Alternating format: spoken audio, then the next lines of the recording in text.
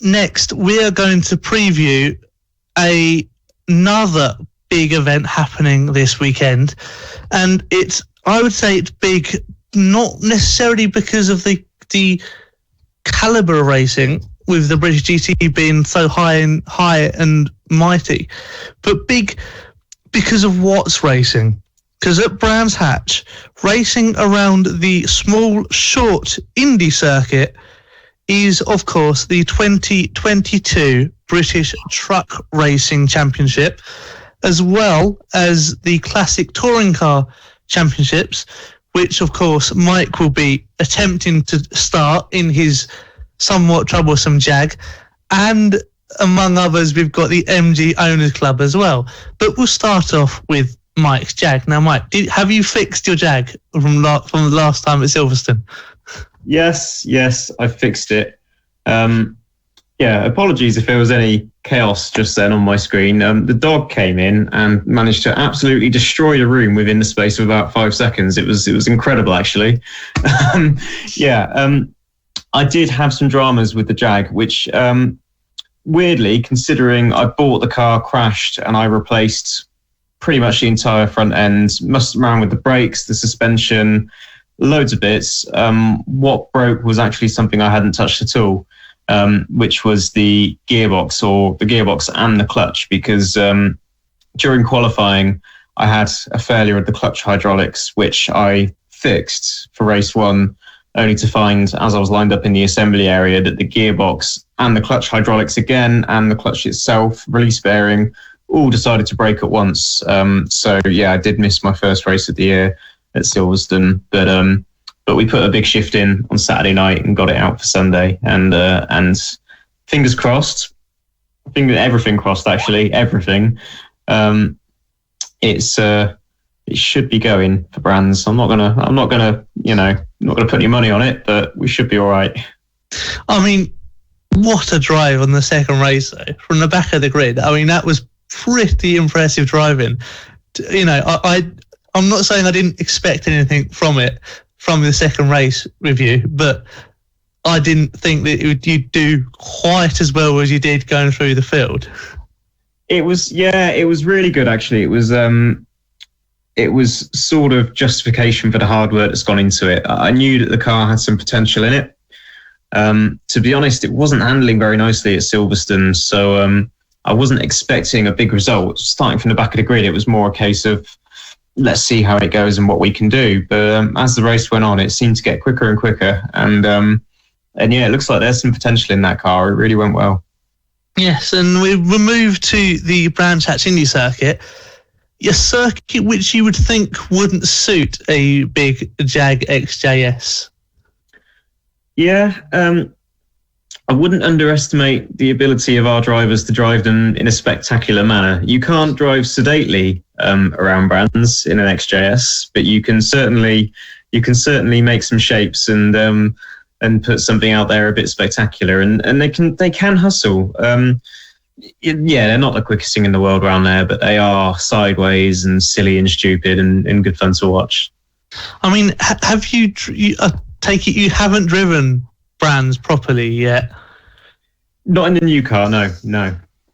So what would you expect the car to do, especially like going over Paddock Hill Bend, which is notoriously difficult to get right and notoriously easy to end up in the gravel trap? Paddock Hill is actually a corner I quite enjoy. People seem to struggle there, but I think it's good fun. It's you just have to brake as late as you can, absolutely as late as you can, and if you're not scared, then you've braked too early for Paddock, really. And then it's a bit blind as you enter. You just wang it towards the apex curb, and the car's normally up on two wheels at this point. But then, the compression at the bottom of the hill sort of appears and soaks you up. And I've run wide a few times and sort of skirted the gravel. I can see how it can go wrong in a big way, but I've never ended up off there yet. We'll see how we get on this weekend. There's always a first. Yeah, because the last time I was there, it was when the Time Attack group were there, and Ford Fusion decided to roll his Ford Fusion at the grandstand, which was quite terrifying. But it shows you, it is such a great circuit to see from. And this is a perfect sort of multi-British club racing get-together that you just sort of want on a Easter bank holiday weekend. As I said, the British Truck Racing Championship, which is, you can't even describe it. It is just bonkers. The vehicle, these trucks are stupidly powerful, and yet they genuinely have massive trouble in doing everything that you'd think that a racing car should be able to do. It's a lot like a Jag, actually. The trucks are incredible. The trucks are, they're exactly what you think they'd be like. If you've never watched them before, you think they'll be loud and a bit mad and a bit terrifying to see coming towards you. That's exactly how they are, but amplify everything you expect. It's an absolute assault on the senses. They're just the most incredible. I think probably one of the best spectator sports in the world, because nothing can really compare to it.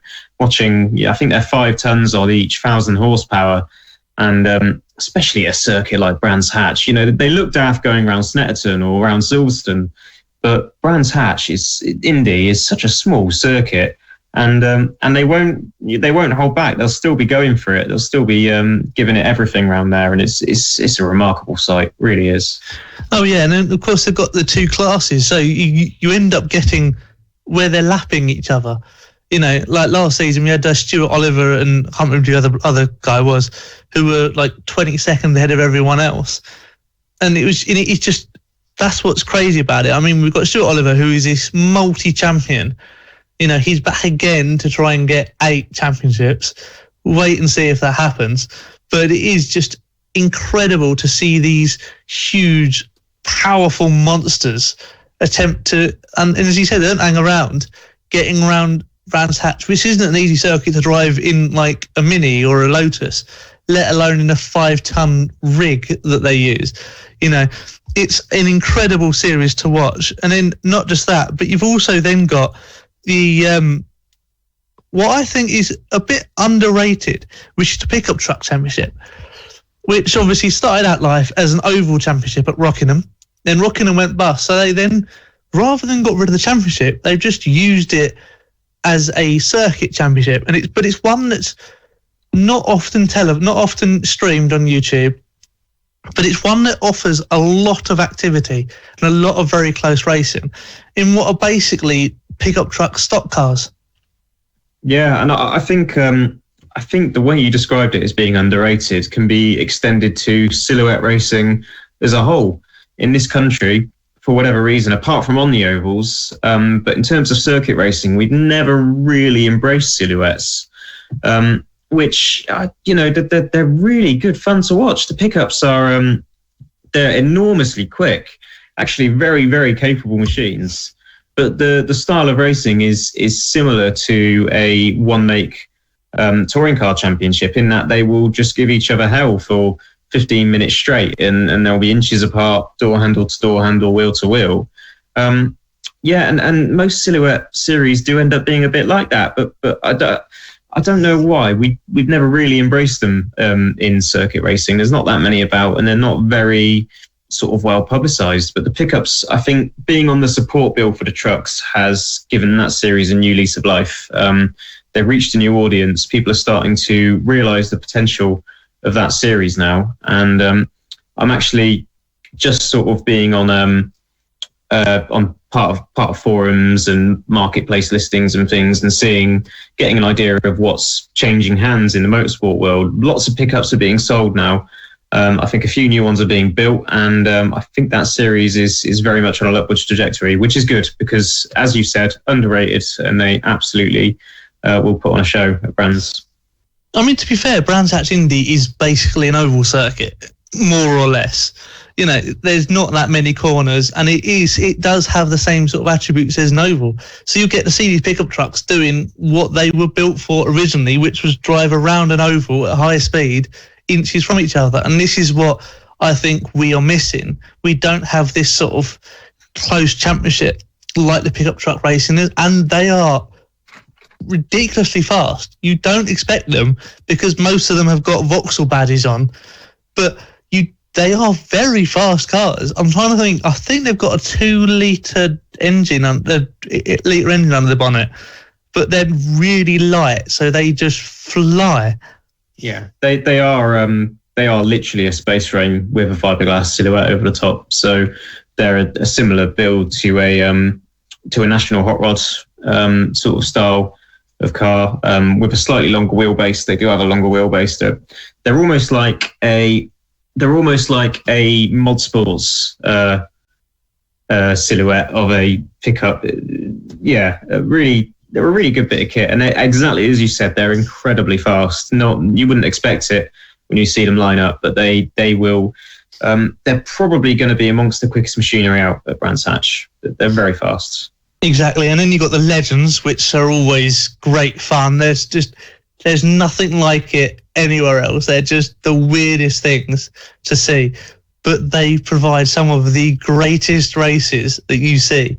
The Legends cars are just an immense series to watch. Yeah, Brands Hatch Indy wouldn't be my pick of circuit to watch Legends at, because I always prefer to watch them go down the back straight at Snetterton, because it's amazing the style of racing in the Legends. The leader will pick their line, and the car in second will slipstream and then just bump draft. And you have queues of 10, 15 cars, 10 or 15 of them. And it's not that they're following each other, that they're slipstreaming each other. They are bumper to bumper, literally leaning on each other in a literal train going down the back straight. So there won't be much of that at Brands because, not the Indy, because the circuit is so short. But they're still going to be frantic and good fun to watch. Love the Legends. Yeah, well, and also because Brands Hatch don't actually have a straight as such. I mean, if people have ever driven Brands Hatch, there's not one bit where your car is actually in a straight line. You're either getting ready for a corner or going round a corner. Isn't that right? Yeah, pretty much, yeah. And we've seen plenty of times, actually, that people can be two abreast going down a start-finish straight, only to be surprised to find that actually one of you is going to run out of road because you are turning. It's not straight. Yeah, and then, of course, we've got the Bmw Championship, which kicked off brilliantly last time at Silverstone with some incredible E36 machinery and E46 machinery. It was an incredible race.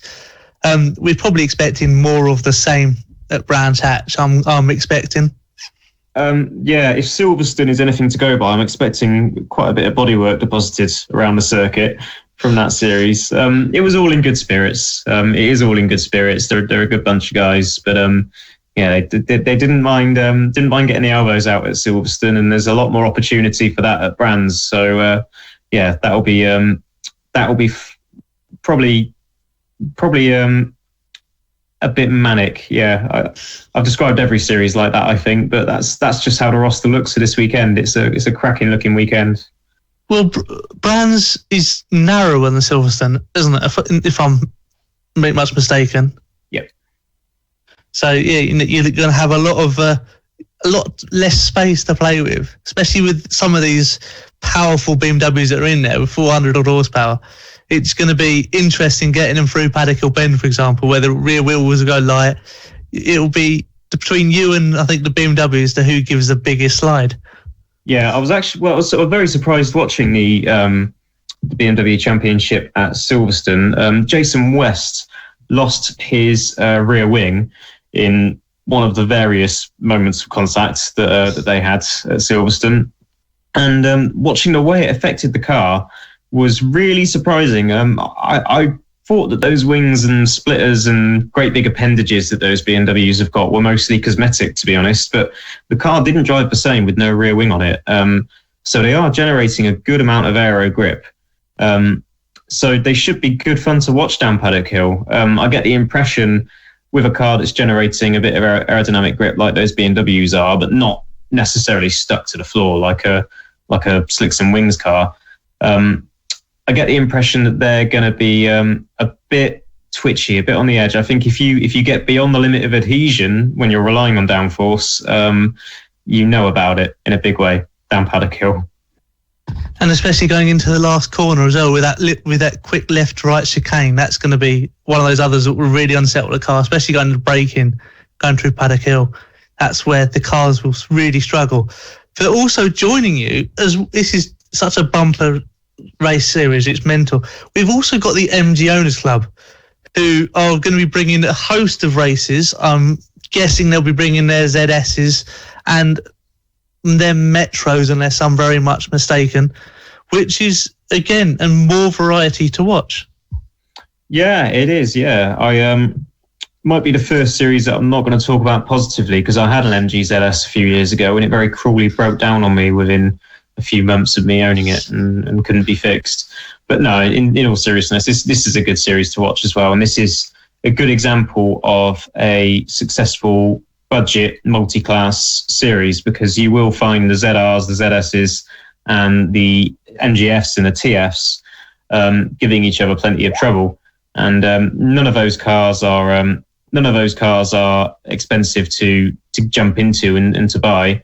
There's plenty of them around because MGs have been campaigned for years in club racing, and yeah, the racing's second to none. It's you know, you can put a TF on the grid and see exactly how you fare against the ZR 170. You know, it's quite a good series for parity amongst different cars, but all at a very modest budget. Cool series.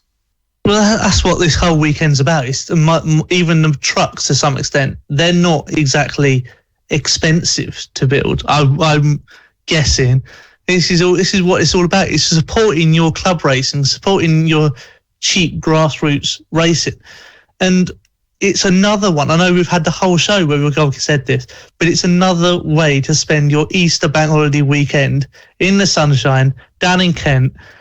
Brands Hatch is an amazing venue. Pretty much no matter where you are in a circuit, you can see the racing.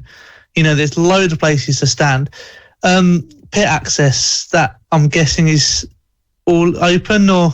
That would be completely open. Yeah, I think the British Truck Racing Championship is probably about as big ticket as you can get without starting to struggle to get into the pit lane and amongst the drivers and into the paddock. The trucks won't be in the pit lane because they don't fit. They literally can't get under the tunnel into the pit lane at Brands. So they're in the lower paddock, and it's a very, very full paddock. And yeah, my understanding is it will be free to wander around and see what's about. And Brands Hatch is a fabulous circuit to spectate at. I personally love to follow the storyline of a race. I struggle to stand at one point of a racetrack, watch the cars go by, and then see them come by next lap and try and work out what's gone on. I usually have to have some sort of live coverage on at the same time to follow it, to be honest. Brands Hatch at the Indy circuit, you don't need it. You can be either side of the circuit, you can be down at Surtees, or you can be up at the grandstand at the top of the hill, which is probably the best viewing. And you can see the entire circuit. You can see the entire race play out in front of your eyes. And I can't think of another circuit that you can do that at, really, in the UK. It's cracking. Yeah, and then just to finalise as well, we've also got the classics, which is the Minis, the Mustangs, the Falcons. You know, that Ford Falcon was just I can still picture it getting off the start. The wheel spin and the smoke that it produced getting off the start was ridiculous. It's just, you know, the variety in this weekend is incredible. You know, you'll have the Minis, which I think are built purely for Brands Hatch Indy. It is like the perfect circuit for them. You're just going to have, you know, if you get into the grandstand, which I think is £8 to get in on Sunday, to get in on the grandstand at Paddock Hill Bend, you could stay there all day and you will just see non-stop action throughout, because that is the main place to overtake on that whole circuit. Going into turn one, there are two lines. You've also got the switchback manoeuvre, which if it pays off, it works. If it don't pay off, it's not easy to correct. You've got the gravel trap, which will be used on more than one occasion. Hopefully not by our Mike, but we'll wait and see. And it's 2 days of just incredible action. I mean, Mike, a final word from you. Why should people just go there for the weekend to watch this? People should go there to watch for the weekend because, as I say, the truck racing is an assault on the senses that's not to be missed. The Classic Touring Car Racing Club caters for pretty much every generation. Whatever you're interested in, you're going to find it here. There's cars, as you say, from the 60s all the way up to present day. And in fact, the Jags are racing the most modern series. So we're going to have great big old 4-litre supercharged Jags racing Honda Civics, which is going to be completely mental. So yeah, we've got to see how that plays out. The Pickup Truck Championship, I think, is one of the most interesting championships to watch. Something you wouldn't expect and something you'll be very surprised by. And Legends, I think, is just the best quality of racing in the country. I think Legends is fabulous.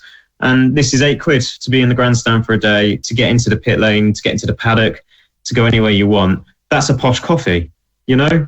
And I genuinely think, I always have been an advocate of club racing, but I genuinely think you'll find a better quality of racing than you would find going to, some. I won't name drop any big series, but some series where there's very rich people paying a lot of money to run cars, and supposedly a higher level of motorsport. Personally, I think this weekend is going to yield some of the best racing you'll see yet. Exactly. And we will round up on that note because, it's just going to be an amazing weekend of racing all around the country. Please go support your clubs, go support your racetracks. The weather's great. You've got no excuse, and let's face it, what else would you be doing on the bank holiday weekend? There's no TV on because we know it's all rubbish anyway. So just go out, enjoy the sunshine, take your kids down, stick them in the grandstand, and they're just going to really enjoy the close physical racing that we will get. The trucks, they're very physical anyway. They just seem to barge each other out of the way. Track limits don't exist with the trucks. And all the other series, you'd be pretty much the same. And, you've got it probably from about 8:30 in the morning till almost 6-7 o'clock in the evening, both days. Half six curfew, and it will be non-stop up until 6:30. There you go. So you've got 10 hours of action each day. It's one of those to go. Thank you so much, Mike, and to all our guests this evening. It's been an amazing show. Join us next week for some more amazing chatting about motorsports and probably a little bit about the touring cars, given the fact that we're getting close to the season start. So, thank you so much, Mike, and good night from me and good night from everyone else. And, of course, like and subscribe our stream because that's what keeps us going. This is Motorsport Radio. 1, 2. Join the conversation.